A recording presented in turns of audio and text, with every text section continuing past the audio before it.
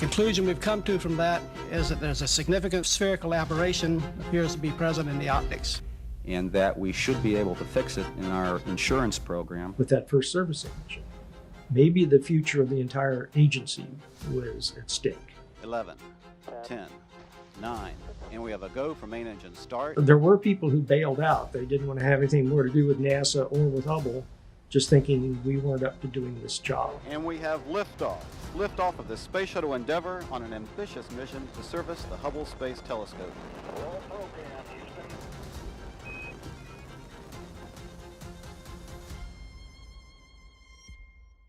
Hubble and the Space Shuttle were blood brothers from the very beginning.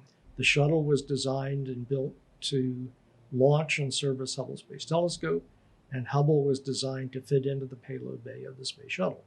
And all of those interactions that led to that commonality between the two took place in the early 1970s.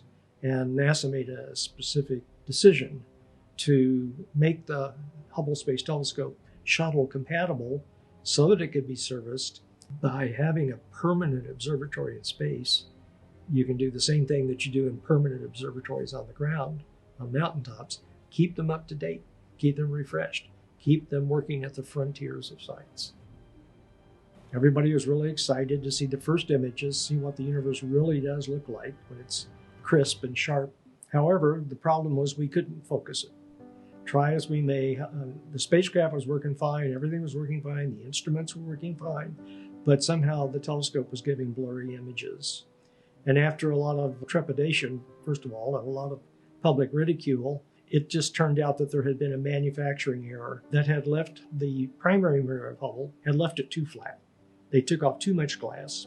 So by just a fraction of the width of a human hair, actually, but that was enough to prevent you from focusing the telescope. It was very embarrassing. A lot of people didn't want to admit that they worked on Hubble or even that they worked for NASA. Emails flew around within the astronomical community about how inept NASA was and so forth. But there was a core group of people that wouldn't give up because we thought the dream of putting a large aperture telescope above the Earth's atmosphere to be able to see the universe as it really is for the first time. That dream was worth pursuing. We shouldn't give up on the dream just because we stumbled along the way. The primary camera on Hubble, when it was launched, was called Wide Field and Planetary Camera, WFPIC, and that was supposed to produce the best imagery from the telescope. Ed Weiler, who was the program scientist at NASA headquarters, had long pushed for a backup to WFPIC. Let's build a clone, a second version. So if anything happened to the original WFPIC, we would have a backup that we could just plug in. So WFPIC 2 was in the process of being built at the time Hubble was originally launched. Well, all you got to do is regrind those mirrors to correct for spherical aberration, put them at their original location, and they will image the pupil, that is the picture of the primary mirror. They'll image that and correct it. So by the time the light gets back to your light sensors, the sensors will never know there was spherical aberration. It'll be a perfectly focused image. That's well and good, but we got to correct all the instruments, 5 scientific instruments on board Hubble. It's not good enough just to correct one. We've got to do all of Hubble science. They came up with a device called COSTAR, Corrective Optic Space Telescope Axial Replacement. The COSTAR had a deployable axle with a motor. You could deploy it out, and it would have on it pairs of little mirrors. The largest was about the size of a quarter. And these could individually correct spherical aberration in the beam of the telescope before the light went into the remaining 3 axial instruments. We had the means now in hand to correct the spherical aberration. And because Hubble could be serviced, this wasn't a problem. This was not a failure in the end. It was a brilliant NASA success. I was a part of the Hubble project management team. So I spent the entire servicing mission on duty, about 12-hour shifts each day. If anything went wrong, and certainly some things did go wrong, there were contingencies that arose.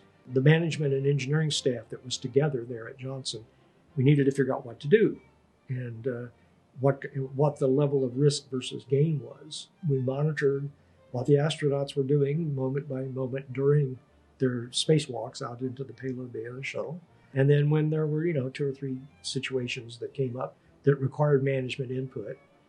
I was the scientist part of that team, and my job really was just to keep everybody scientifically honest. Let's do the right thing to maximize the science that we're hoping to get. Right now it's looking very, very good that we've accomplished all we needed to accomplish for the optical correction of HST. And that's good news for astronomy. And it's good news for NASA to get over this little episode in our history. After shuttle Endeavour landed, all of us went home for Christmas. It took a little while, it took a few weeks, but we got the first images down in the very late December, and they were gorgeous. They were spot on, well-focused, beautiful images. The best that engineering could accomplish and that the laws of physics allow. For the first time in all of human history, Hubble made it possible to clearly see the universe, to see what it was like, unblurred, undistorted by the Earth's atmosphere. It was like just opening our eyes for the first time. I was just a kid from a farming town in Illinois. I could go out at night and the sky was so dark I could clearly see the Milky Way, and I really loved the stars and the sky. And so from age 10 I wanted to be an astronomer, and I think of the different forks in the road and the path I took, and I could have gone here rather than there. I was just so lucky to end up here at this time with the Hubble project basically just getting started. And I became very devoted to it. And I'm very proud of it. I'm very proud of all the people. I'm very proud of what we accomplished as a large team. I think it's just an honor that somehow in my life I was able to find, or somehow led to, something that turned out to be one of the most important things in human history. Who's going to last longer, the telescope or me? And I'd like to think that we're going to both last at least a few decades longer. And I think Hubble will last at least another decade. Yeah. We have an unofficial motto in the HST project: conscious expectation of the unexpected.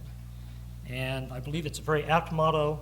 I believe that the most exciting things to come from the HST will be those that we can't even describe to you today.